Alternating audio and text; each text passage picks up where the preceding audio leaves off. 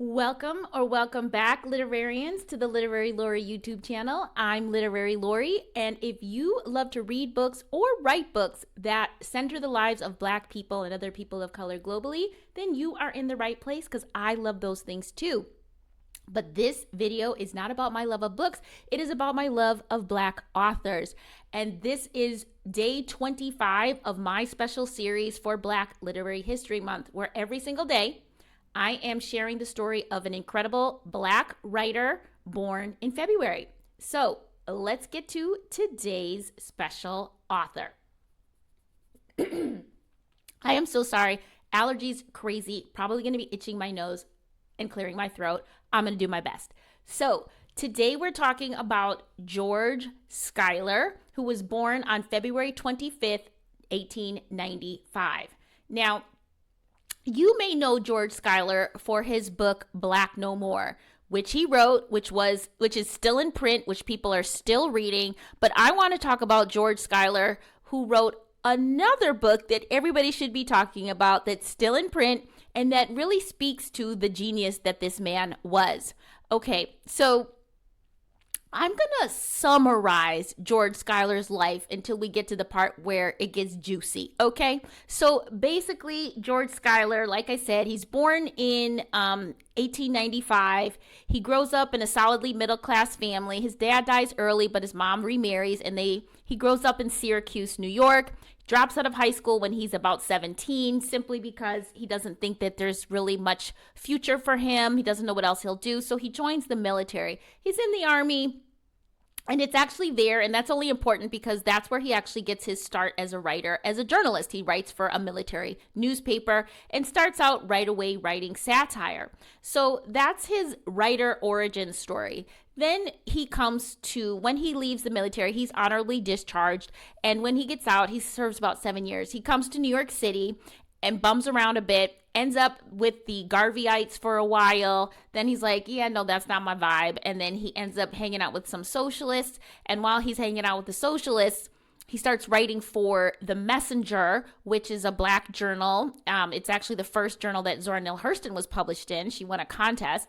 So you understand that this is a high quality journal. He starts writing for them.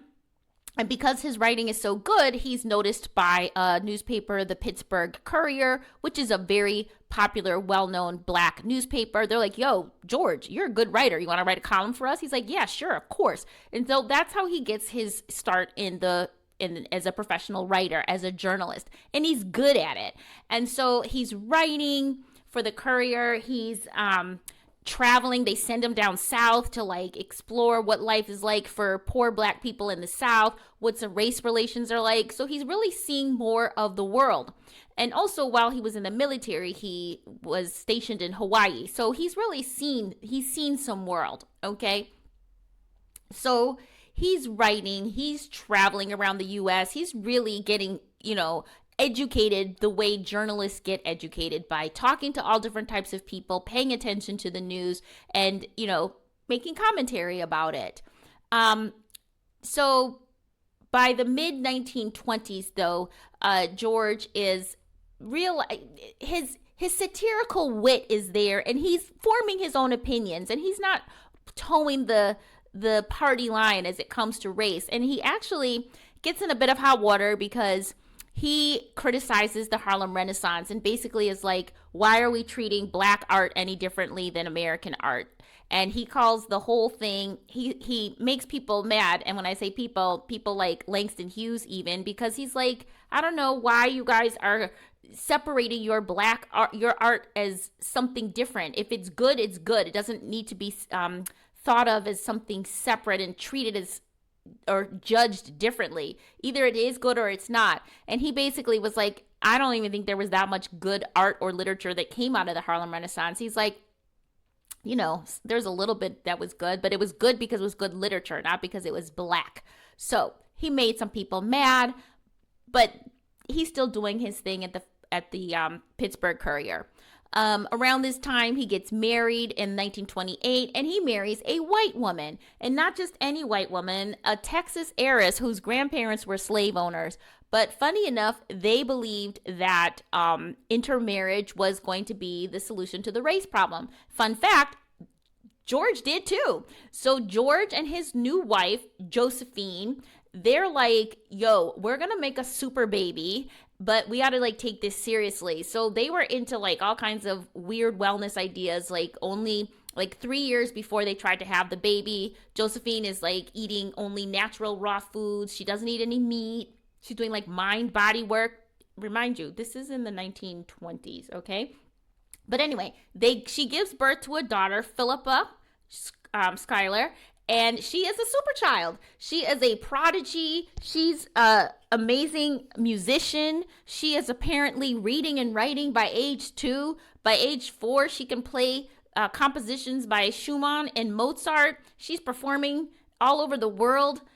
They're like, see, we told you. And then George writes this article about the secret. He says it's called racial intermarriage in the United States, and it's going to solve the race problem. Obviously, other people don't buy it, but he's like, yes, I know what I'm talking about.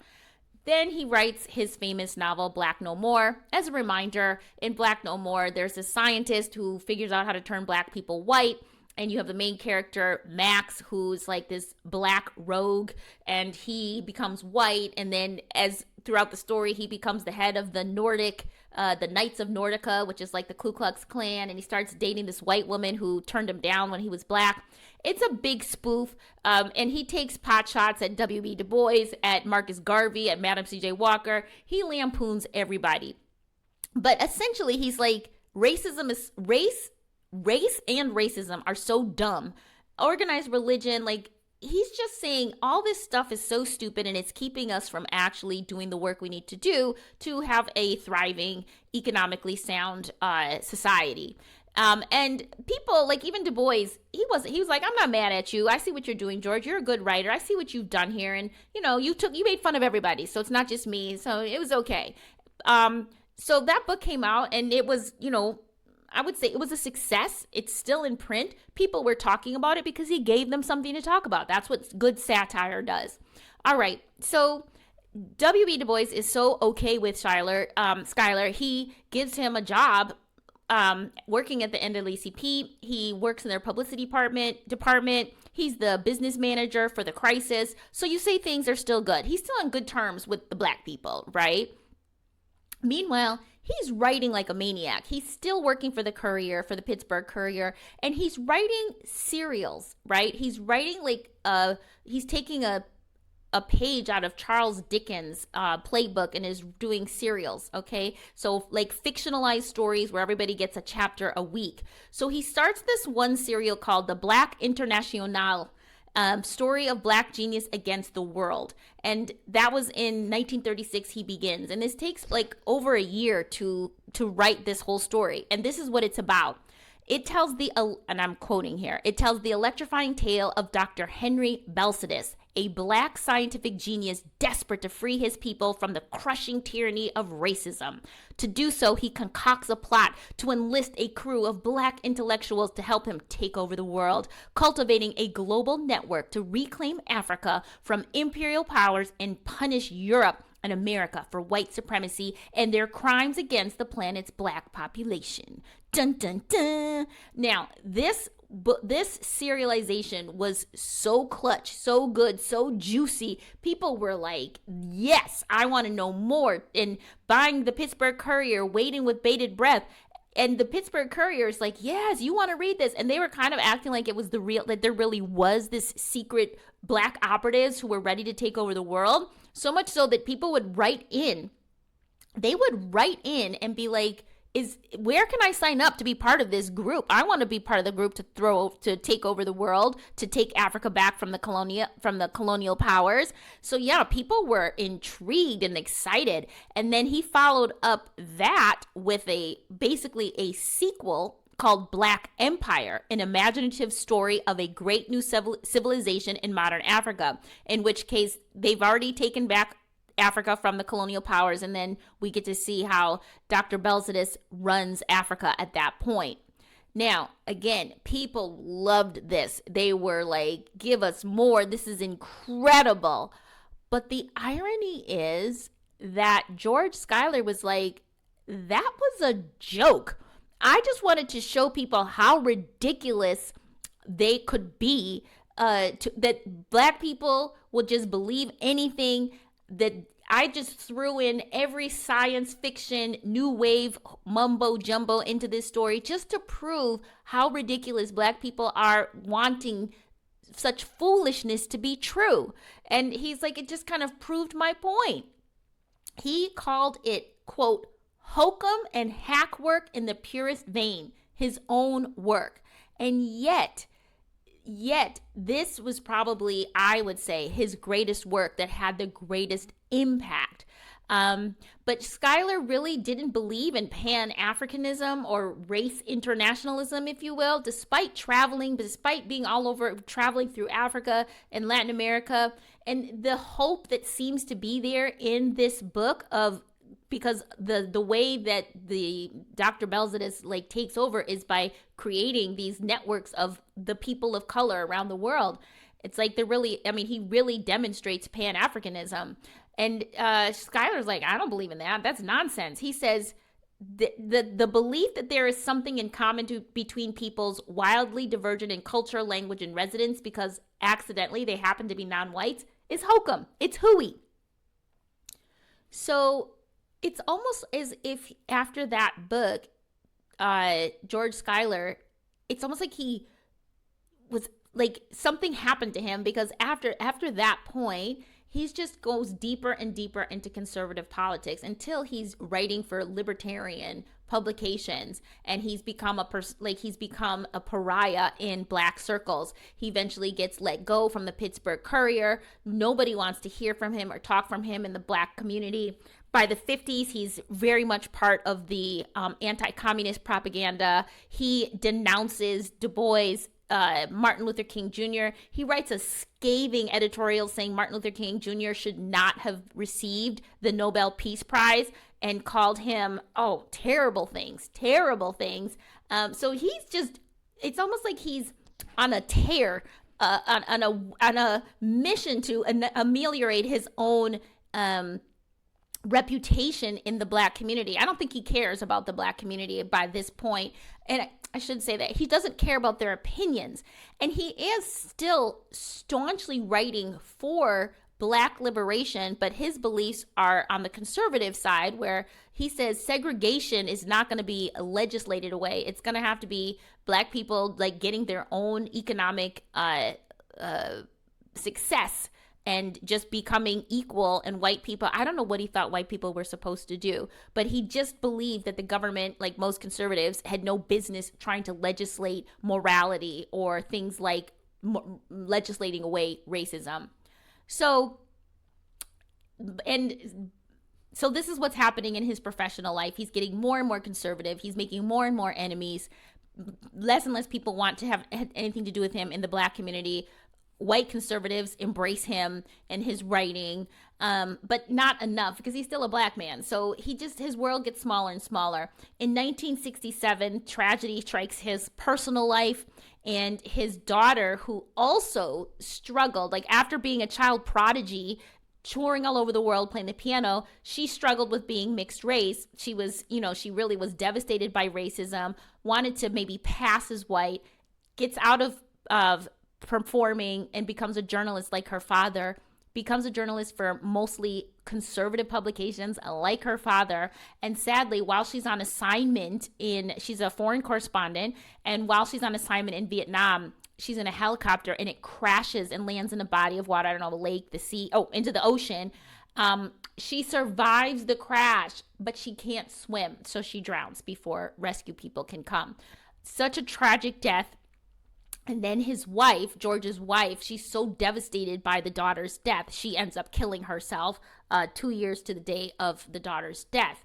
So George Schuyler's life is looking like, it's in the toilet. But he's still writing. He writes all the way till the end, but mostly for ultra-conservative publications. They're the only ones that will publish him. Ironically, he still writes for a conservative publication called the Manchester Union, where he was the literary editor. So you understand, this man's a writer. He's a storyteller.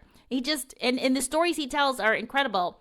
And really towards the very end of his life, it's considered taboo for any black publication to interview him. That's how many enemies he's made. I mean, when you say he called Dr. Martin Luther King Jr.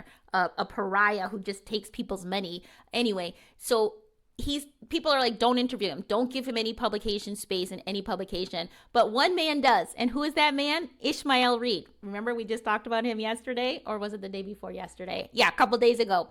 Ishmael Reed's like, I want to hear from this man because he has lived through the Harlem Renaissance, 2 world wars. He's written these incredible books. I still want to hear from him. So Ishmael Reed goes and interviews him in 1973 and publishes the interview in his own publication called Yardbird 2. So there is still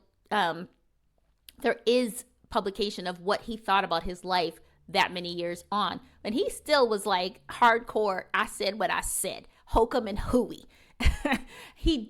George Schuyler died on August 31st, 1977 in New York. So he lived a good long time. So what do I want you guys to know about, what do I want you to remember about George Schuyler? I want you to know that, okay, so much more than just Black No More and so much more than his politics. George Schuyler apparently wrote at a faster, greater pace than Charles Dickens in terms of all of the serialized fiction that he wrote. Also, when he did a trip to Liberia in 1931, he was working as an international correspondent for the New York Post, making him the first Black international correspondent for a major newspaper. He also wrote a book about that experience called Slaves Today that exposed the exploitation of the native Liberians who were being exploited by the descendants of the African Americans who had recolonized Liberia. And that was the first book about Africa written by an African American. So he has done a lot of firsts. Like I said, he was a writer who wrote all the way until the end. And I guess I just want us to consider, because he had these controversial politics, because he wasn't quote unquote a race man, do we then denounce his contributions to our literary canon? I say absolutely not. And just to kind of highlight, he wrote Black No More. He wrote Black Empire, right? But that was actually, again, in his lifetime, Black Empire was not a book. But in 1991, they put the two serializations together and created this book called Black Empire, which is still available. And I'll leave a link to it in the description. But that's not all he wrote. He also wrote another novel called Ethiopian Stories, another serialization that was combined. One was the Ethiopian murder mystery, and the other was Revolt in Ethiopia. I mean, don't those sound like good stories? Are we going to say that this man didn't give us work to admire, to learn from because of his politics? I hope not. And that's not all, honeys. He also wrote 4 novels, and he also wrote 4 novellas of multiple different topics, and he wrote his own autobiography. It was called Black and Conservative. So he wanted you to know who he was. He wasn't hiding. So it's Black and Conservative, the autobiography of George Schuyler. So here's the thing. A lot of people, again, they might know the book Black No More, but they don't know this man's full biography, even though he wrote one for us to see. Some people assert that we don't know him because, again, of his conservative politics, that his story has been overlooked, swept under the rug. He was an embarrassment, whatever. But I think as members of the holy tribe of Black writers, especially a Black writer born in February, that we should give George Schuyler as much attention and the work he gave us, particularly Black Empire, which honestly, you guys, go check it out. It sounds fascinating. And that is a precursor, that is a book, that book inspired Ishmael Reed to write Mumbo Jumbo. And it is a precursor to, some people say, Wakanda. That's what, if you read Black Empire, it literally feels like the Wakanda of the time. And the way it got people excited, thinking like Black people, like, I want to join this international group. The way people want to go to Wakanda. So I hope that this episode makes people reconsider the work of George Schuyler. I hope you go check out Black Empire. Whether you agree with his politics or not, maybe you'll agree with how he expressed himself through fiction. Maybe this was a man who wanted to believe in something better but wasn't able to, so he channeled it into his storytelling. I think his work deserves to be looked at again, or just by more people, giving him credit for his imagination, which was robust. And he was prolific, and he got it all down for everybody to read. And, you don't need to know about his politics. You don't need to know that he thought it was hokum and hooey. You just need to see what he left us, the possibilities. All right.